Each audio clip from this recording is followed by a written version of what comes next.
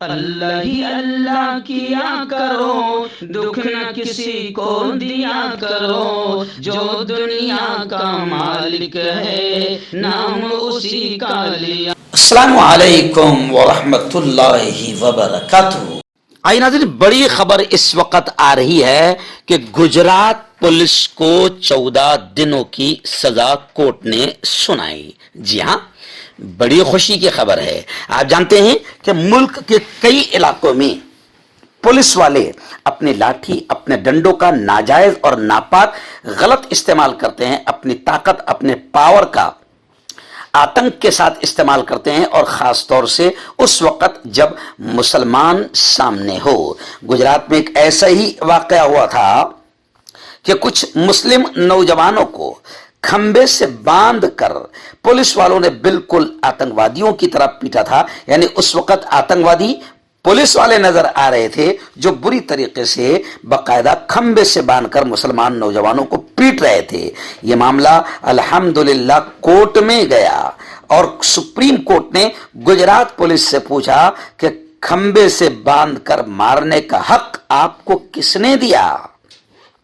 جی ہاں، supreme court نے Gujarat police سے مسلم نوجوانوں کو پیٹنے پر یہ سوال کیا۔ یعنی عدالت نے پولیس اہلکاروں سے پوچھا کہ آپ کو اس طریقے سے کھمبے سے باندھ کر پیٹنے کا حق کس نے دیا؟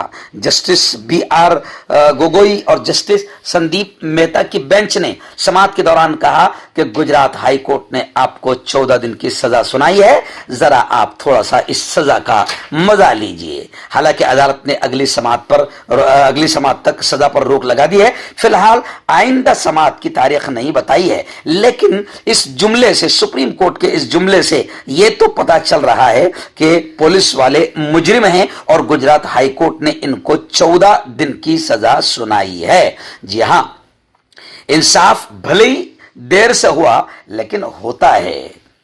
کبھی کبھی انصاف کا مرڈر اور قتل ہو جاتا ہے، جیسے کہ بابری مسجد کے معاملے میں ہوا ہے، لیکن کبھی کبھی انصاف مل کر ہی رہتا ہے۔ جیسے آپ نے دیکھا ہوگا کہ گجرات ہی کی بلقیس بانو کے ریپ کرنے والے اور اس کے خاندان، اس کے بچوں کا قتل کرنے والے 11 ریپسٹوں اور 11 قاتلوں کو بی جے پی نے محنت کر کے، کوشش کر کے ان کو رہا کروایا تھا 15 اگست کے دن 2022 میں۔ تو نتیجہ کیا ہوا تھا کہ پھر نتیجہ یہ ہوا تھا جناب کہ گجرات کا الیکشن بی جے پی زوردار انداز میں جیت گئی، بڑے مضبوط انداز میں جیت گئی، لیکن بلقیس بانو کی ہمت اور جرأت کو سلام کہ وہ ہمت نہیں ہاری، اس کی جرأت کو سلام، وہ آگے بڑھی اور سپریم کورٹ کا دروازہ کھٹکھٹایا، گجرات ہائی کورٹ کے حکم کو چیلنج کیا، فیصلے کو چیلنج کیا سپریم کورٹ میں۔ آخر سپریم کورٹ نے ان 11 کے 11 ریپسٹوں اور قاتلوں کو دوبارہ جیل میں ڈالنے کا حکم سنایا۔ تو انصاف دیر سے ہی صحیح لیکن اکثر ملتا ہے، اکثر انصاف ملتا ہی ہے، جیسا کہ بلقیس بانو کو ملا۔ اور یہاں پر بھی باقاعدہ پولیس والوں نے، جنہوں نے آتنکوادیوں کی طرح، آتنکوادی بن کر آتنکوادیوں کی طرح ان مسلمان نوجوانوں کو پیٹا تھا، اس وقت سوشل میڈیا پر وہ ویڈیو بہت وائرل ہوئی تھی۔ جی ہاں، 4 پولیس اہلکاروں کو 14 دنوں کی قید کی سزا گجرات ہائی کورٹ نے سنائی ہے۔ فی الحال سپریم کورٹ نے اس پر اگلی سماعت تک روک لگائی ہے۔